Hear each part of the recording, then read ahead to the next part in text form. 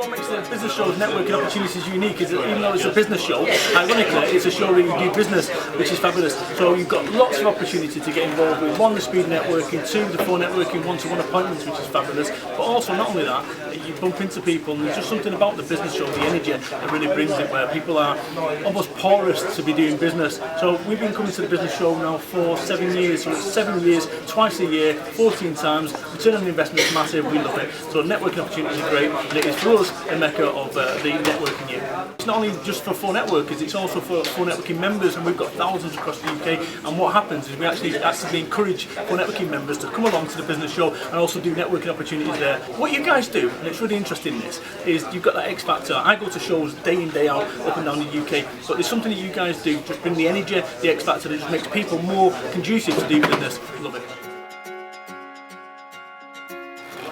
What's the motivation behind networking? You know, you can have several motivations behind networking. One of mine is to meet people, and you just don't know. I'll give you an example. We met somebody at the business show. It culminated in them being my publisher for my latest book. And not only that, we then ended up getting another book, which is Business Networking for Dummies, based on meeting Wiley Capstone, who was exhibiting at your show. So the motivation for networking, you just don't know. And I think the idea is not to have too many preconceptions about the person you're talking to, because that's the great thing about networking. It's not just the person you're talking to, it's all the people they know. Never overlook that. So an effective networker is someone that spends 100% of the time doing 100% of them. That's exactly what I've done for the last 10 years with my businesses. You know what, I'm not your archetypal business person, but I've got a successful business. Why? Because I did just that. I applied that. I'm spending 100% of my time being 100% me. If people don't like me for being me, that's okay. You know why? Because there's a business show of people out there that do that. My motivation for starting phone networking, when I did it was like 9 years ago now, is I'd just seen a massive opportunity in the market for sort of English, British type approach to networking, because there's a lot of American orientated networking, which is sell, sell, sell. It's not what we're about. So what we've brought with phone networking is this real energy. I've just seen a massive gap in the market, and put it in political terms, we had the loony left of networking where nothing quite happened. It's all very nice, Chablis and Bolivants, and then the hardcore, right, where's your leads, where's your referrals, where's your visitors, and the mainstream of networking never existed until phone networking came along. Is networking more important than ever before? You know what, it's part of the mix. You can't just do one thing. If you look at my working day, it's phone calls, it's emails, it's social media, it's networking, and that's what networking is, just one part of the mix. But I always say to people, I run a networking business, but don't put all your eggs in one basket. You still need to do the stuff that you do in the real world.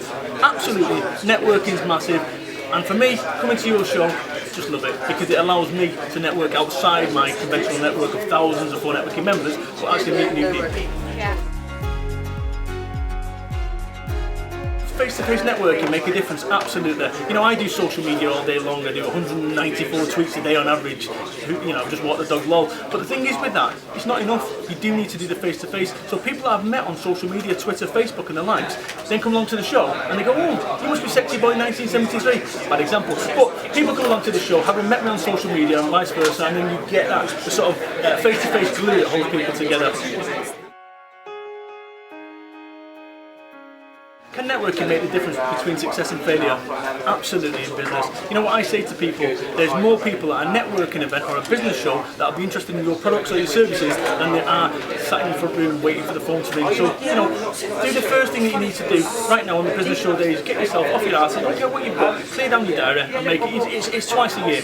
And this is what I say to people, oh well, I've got a proposal to do, forget it, you can write a proposal any other day of the year, get yourself down to this show. What's the worst thing that can happen? I've had people say, well, I can't make it because I've got a meeting, I've got a proposal.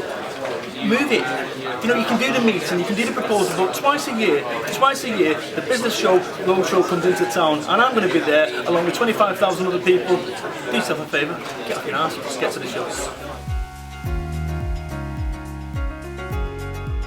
If people do come to the show, in fact, forget if they come to the show, right? Come to the show and have a look at the phone network and what we've done. We've evolved our system. So over the last 7 years of coming to the show, we've evolved it. And this time we're doing something pretty new. We've got this area, one-to-one appointment area. So if you meet someone at the show, rather than walking around and so forth, you can actually come to phone networking, sit down, have 10 minutes with them and establish whether there's any kind of angles. So we have a one-to-one roadshow, do come along, do sit down and spend, you know, worst case scenario, rest your feet. you know, how important is networking in building my business? Not only do I run for networking, I'm also a motivational speaker, I write books, I also run Brad camps, and I've used networking throughout that. And when I started for networking 9 years ago, the reason I did it is because I needed networking. That's what I needed. I needed networking. And I would say to any single business out there, if people say to me, oh, networking doesn't work, I always say this, what bit of you talking to people about your business isn't working? Networking works for anyone. What you've got to do is be brave enough to understand it's going to take time. And what people do and people go wrong in networking, in my view, is they start trying to put pound notes over their heads. I'm actually looking for solicitors, there's none in the room, so I'm going to go to another networking event. Whoa, whoa, whoa. If I was to ask for a show of hands in this room, who in the room knows a solicitor?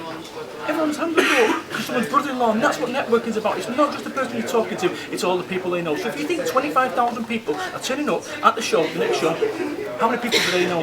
And it's all down to the questions you ask. So if you don't ask the questions, the right questions, you won't get the right answers. It's a bit like saying networking doesn't work. It's a bit like saying Google doesn't work. If you don't ask the right questions, it doesn't. Networking works, the business show works, and I'll see you at the show.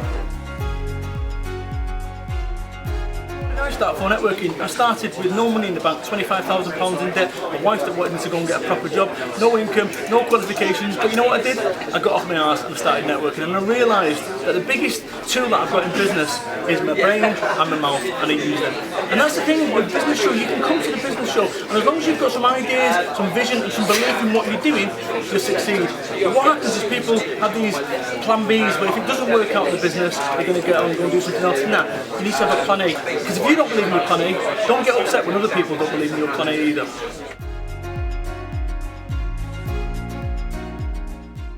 Unless you've got your kid's birthday, your wedding anniversary, get to the business show on the 13th and 14th of May. Honestly, there is a whole lot more people that are going to be interested in you and your business at that show than you sat in your front room aggressively waiting for the phone to ring. I'll see you at the business show.